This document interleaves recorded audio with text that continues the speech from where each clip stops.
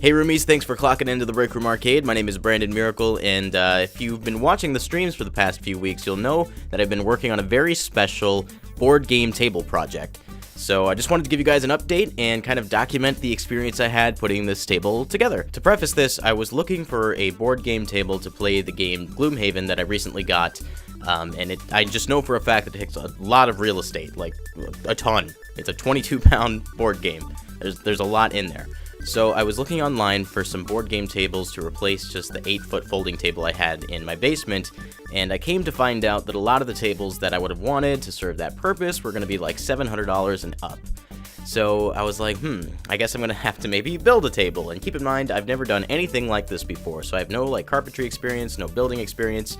However, my wife has a ton of experience doing all that kind of stuff because of the work she's done in tech theater and continues to do to this day. So on Board Game Geek, I came across this thread called DIY Table for $150 or less. I'll leave a link to that in the description, and all of this was designed by one guy, and basically this thread really blew up, and just like hundreds of people have been building their own version of this table. So I decided, hey, it's like a 5x5 table. That's exactly what I was looking for. Would fit perfectly in my basement. It fits up to 8 players. It's really exactly what I was looking for. So I just wanted to share that process with you guys. So I documented the whole thing. You're going to be able to see how we put it together, and I'll give you some notes along the way. So I'll see you on the other side.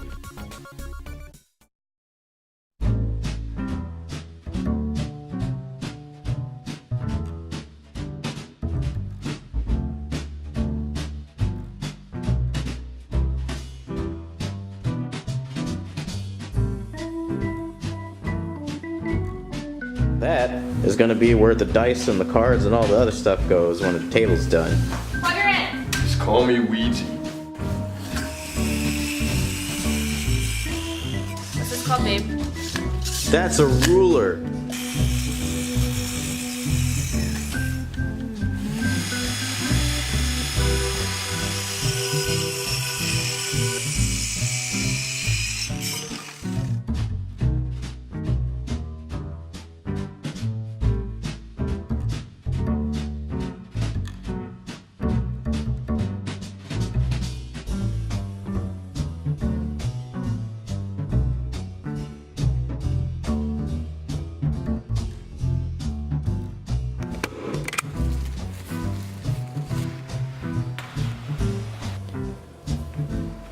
Once this part is done, we can actually start constructing the table.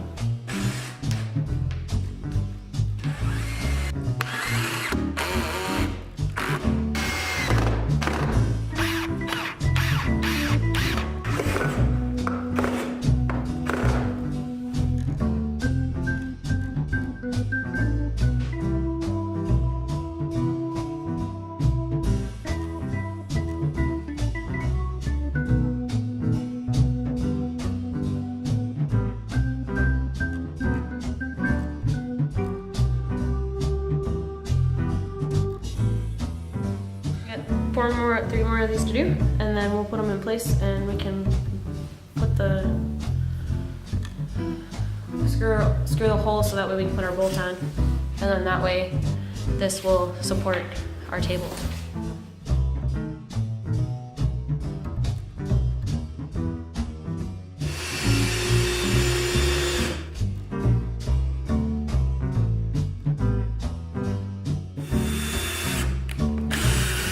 So we had to take our table apart a little bit because I made a mistake in the measurements.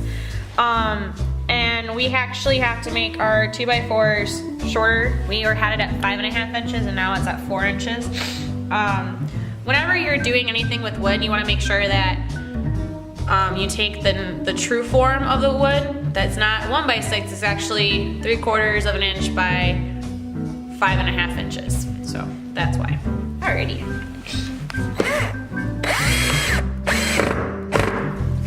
Yeah.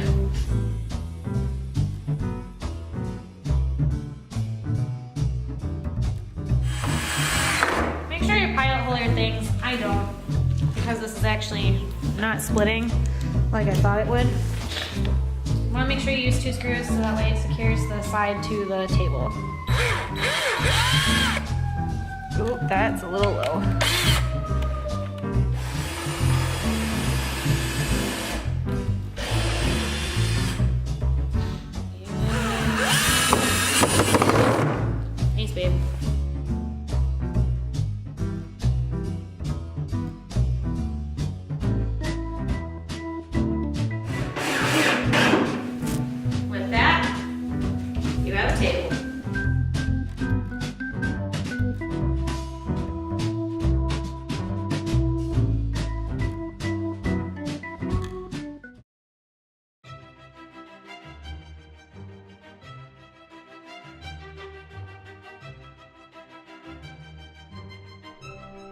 So not everything on the table's done quite yet.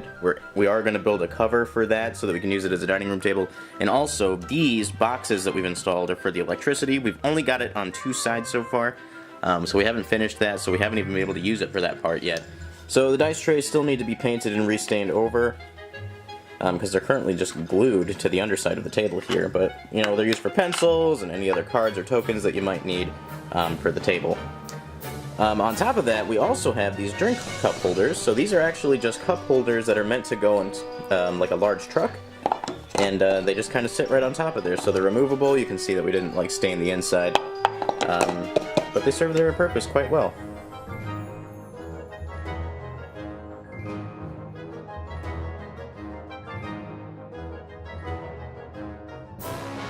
So just to get an idea of how the play surface feels, I'll go ahead and roll these die. Just enough bounce, not super loud, and you know, it gets the job done.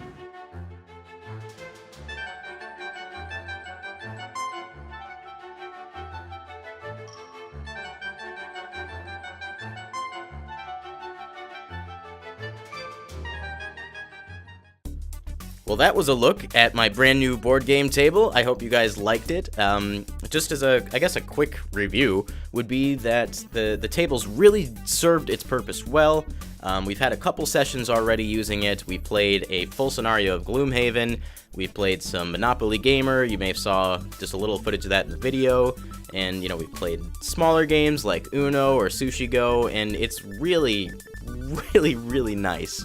Having the cup holders really makes it convenient for people to bring their drinks to the table. The dice trays are even more useful than I really ever expected. I can fit my iPhone right in the tray. We can fit the pencils we were using for Gloomhaven in there, as well as just like any other miscellaneous things that you might need for a game, such as tokens, actual dice, you know, things like that. So really cool to have that on there. It's been very helpful. If you want to build this table yourself, head over to BoardGameGeek.com. I'll leave a link to the exact thread in the description, as well as a link to a YouTube video that he put up. It's like a 45-minute YouTube video that details his process, and he shows it on camera of exactly what he did to build his table. So if you don't have the experience, there is a very easy to use guide available on his YouTube channel. I really want to thank him for putting his designs up on Board Game Geek for everyone to see and for everyone to be able to use. That's really awesome, and lots of people have board game tables they never would have dreamed of because of that. So good on you. Thank you guys for watching. If you liked what you saw, please subscribe to the channel. We got a weekly podcast.